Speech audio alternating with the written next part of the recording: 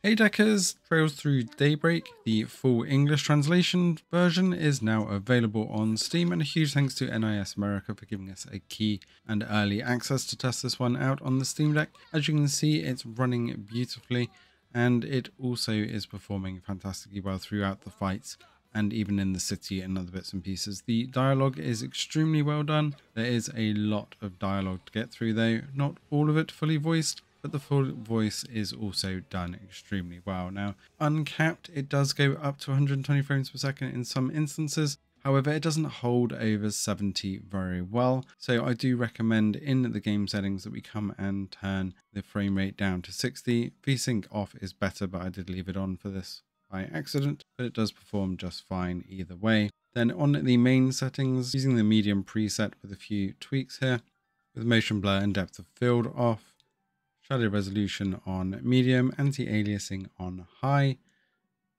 portrait supersampling off, shadow caching and local shadowing all on the default, with 4x MSAA on the minimap anti-aliasing and high resolution cube maps off, and this will run at 60 for the best part. And also when we're not in combat, it does bring it down to around 12 watts. But when we do go into combat, it does sit around the 19 to 20 watt mark.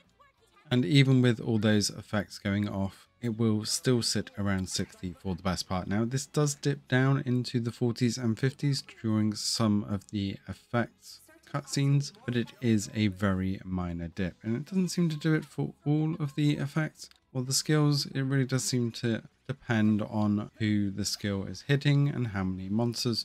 But it will briefly dip into the 40s or 50s while those skill animations pop off. After that though, it is smooth sailing. This is definitely one of the most involved JRPGs I've played in a while. There is a lot of different elements to it with the skills, defense, attack, real-time battles, as well as the kind of timed battles, and being able to kind of switch between them is also very interesting with team-up abilities and a hell of a lot more. Now, by the looks of it from the gameplay, this is well over 100 hours gameplay, so definitely going to get your money's worth on this one. I'll leave you with a bit more of the gameplay so you can get a better feel for the gameplay and performance without me talking. Let us know in the comments below if you're going to be picking this one up.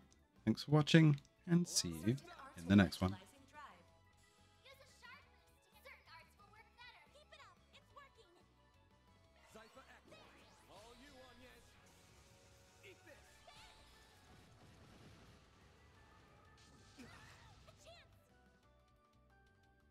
Certain arts will be more effective.